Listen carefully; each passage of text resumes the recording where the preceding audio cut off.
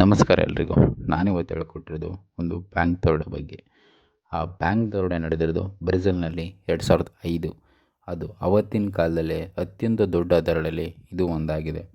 ಆ ಬ್ಯಾಂಕ್ ದರೋಡೆನ ಯಾವ ಥರ ಮಾಡಿರ್ತಾರೆ ಅಂದರೆ, ಒಂದು ಪ್ರಾಣ ಹಾನಿ ಆಗದೆ ಅಥವಾ ಯಾವುದೇ ಸಹ ಗನ್ನು ಯೂಸ್ ಮಾಡದೇ ಒಂದು ಸಿಂಗಲ್ ಅಲಾರಮ್ ಸಹ ಹೊಡೆಯಲೇ ಅಷ್ಟು ಸಹನೆಯಿಂದ ಅಥವಾ ಬುದ್ಧಿವಂತಿಕೆಯಿಂದ ಆ ದರೋಡೆನ ಮಾಡಿರ್ತಾರೆ.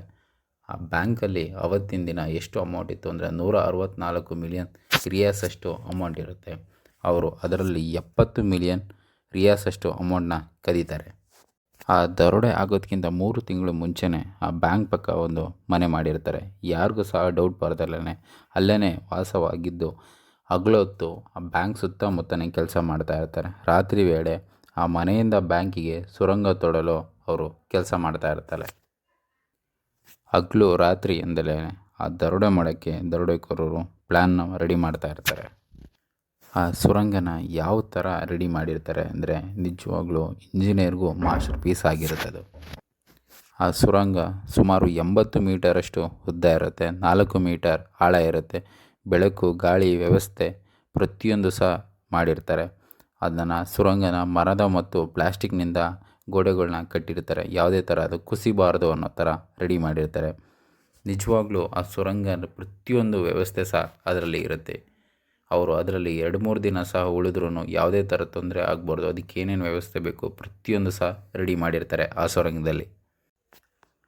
ಆಗಸ್ಟ್ 5 ಮತ್ತು 6 ವಾರದ ಕೊನೆ ಅವತ್ತಿನ ದಿನ ಬ್ಯಾಂಕಿಗೆ ರಜಾ ಇರುತ್ತೆ. ಇದೇ ಒಳ್ಳೆಯ ಸಮಯ ನಾವು ದರೋಡೆ ಮಾಡಲು ಅಂತೇಳಿ ಬ್ಯಾಂಕಿಗೆ ನುಗ್ತಾರೆ.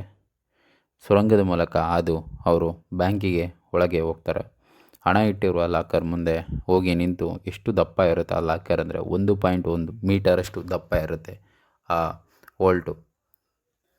ಆ ಲಾಕರ್ನ ಡೋರು ವೋಲ್ಟು ಹೊಡೆಯಲು ಅವರು ಯಾವ ಮೆಟೀರಿಯಲ್ ಯೂಸ್ ಮಾಡಿರ್ತಾರೆ ಅಂದರೆ, ವಜ್ರ ಕಟ್ ಮಾಡಲು ಏನು ಮೆಟೀರಿಯಲ್ ಯೂಸ್ ಮಾಡಿರ್ತಾರೆ ಅದರ ತುದಿಯ ಯಂತ್ರ ಯೂಸ್ ಮಾಡಿ ಅವ್ರನ್ನ ಲಾಕ್ನ ತೆಗೆದು ಹಣನೆಲ್ಲ ತುಂಬ್ಕೊಳ್ಳೋಕ್ಕೆ ಸ್ಟಾರ್ಟ್ ಮಾಡ್ತಾರೆ.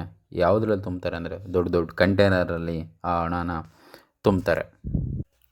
ಅವರು ಕದ್ದಿರೋ ಹಣ ಎಷ್ಟು ತೂಕ ಇರುತ್ತೆ ಅಂದರೆ, ಸರಿಸುಮಾರು 3.5 ಟನ್ನಷ್ಟು ಹಣ ಭಾರ ಇರುತ್ತೆ. ಅಷ್ಟು ದುಡ್ಡು ಅವರು ಕಳ್ಳತನ ಮಾಡಿರ್ತಾರೆ. ಅವತ್ತಿನ ಕಾಲಕ್ಕೆ ಅತಿ ದೊಡ್ಡವಾದ ಕಳ್ಳತನ ಬ್ರೆಜಿಲಲ್ಲಿ ಆಗೈತೆ. ಇಡೀ ದೇಶನೇ ಪ್ರಪಂಚನೇ ಬೆಚ್ಚಿ ಬೀಳಿಸುವಂಥ ಇದು ಘಟನೆ ಆಗಿರುತ್ತೆ. ಆಗಸ್ಟ್ 8ನೇ ತಾರೀಕು ಸೋಮವಾರ ಬೆಳಗ್ಗೆ ಬ್ಯಾಂಕ್ನ ಓಪನ್ ಮಾಡ್ತಾರೆ. ಅಲ್ಲಿ ಕೆಲಸ ಮಾಡ್ತಿದ್ದ ನೌಕರರು ಆ ದೊಡ್ಡ ಸುರಂಗವನ್ನು ನೋಡಿ ಆಶ್ಚರ್ಯ ಆಗ್ತಾರೆ. ಹಣ ಇಟ್ಟಿರೋ ಜಾಗದ ಬಳಿ ಹೋಗಿ ನೋಡಿದಾಗ ಲಾಕರ್ ಓಪನ್ ಆಗಿರುತ್ತೆ. ಅರ್ಧ ಹಣ ಅಮೌಂಟ್ ಅಲ್ಲೇ ಇರುತ್ತೆ ಬ್ಯಾಂಕಲ್ಲಿ, ಇನ್ನರ್ಧ ಕಳ್ಳತನ ಆಗಿರುತ್ತೆ. ಆವಾಗ ದರೋಡೆ ಆಗಿರೋದ್ರ ಬಗ್ಗೆ ಪೊಲೀಸವ್ರಿಗೆ ಮಾಹಿತಿನ ನೀಡ್ತಾರೆ. ಪೊಲೀಸರು ತನಿಖೆನ ಪ್ರಾರಂಭ ಮಾಡ್ತಾರೆ. 164 ಮಿಲಿಯನ್ ರಿಯಾಸಲ್ಲಿ ಕೇವಲ 53 ಮಿಲಿಯನ್ ರಿಯಾಸಷ್ಟು ಮಾತ್ರ ಪೊಲೀಸರು ವಶಪಡಿಸ್ಕೊತಾರೆ. ಮಿಕ್ಕ ಹಣ ಸಿಗೋಲ್ಲ. 129 ಜನರನ್ನು ಡೌಟ್ ಮೇಲೆ ಪೊಲೀಸರು ಅರೆಸ್ಟ್ ಮಾಡ್ತಾರೆ. ಆದರೆ ಆ ಕತೆ ಅಲ್ಲಿಗೆ ಮುಗಿಯಲ್ಲ. ಆ ಗ್ಯಾಂಗಲ್ಲಿ ಅವರವ್ರಗಳ ಮಧ್ಯೆ ಜಗಳ ಪ್ರಾರಂಭ ಆಗುತ್ತೆ ಮತ್ತು ಕೊಲೆನೂ ಸಹ ಆಗುತ್ತೆ. ಆ ದರೋಡೆಯ ಮಾಸ್ಟರ್ ಮೈಂಡ್ ಯಾರೆಂದರೆ ಆಂಟೋನಿಯೋ ಜುಸ್ಲಿಮನ್ ಸ್ಯಾಂಟೋಸ್ ಮತ್ತು ಲೂಯಿಸ್ ಫರ್ನಾಂಡೋ. ಅದರಲ್ಲಿ ದೌರ್ಭಾಗ್ಯ ಏನಂದರೆ, ಲೂಯಿಸ್ ಫರ್ನಾಂಡೋ ಅವರೇ ಕೊಲೆ ಮಾಡ್ತಾರೆ ನಿಗೂಢವಾಗಿ. ಈ ದರೋಡೆ ತುಂಬ ದೊಡ್ಡದಾಗಿದ್ದರಿಂದ ಇದರ ಆಧಾರಿತ ಮೂವಿ ಸಹ ಬಂದಿದೆ. 2011ರಲ್ಲಿ ಬಂದ ಫೆಡ್ರಲ್ ಬ್ಯಾಂಕ್ ಈಸ್ಟ್ ಎಂಬ ಚಿತ್ರ ನೆಟ್ಫ್ಲಿಕ್ಸಲ್ಲಿದೆ. ಸೇಮ್ ಇದರ ಆಧಾರಿತವಾಗಿದೆ.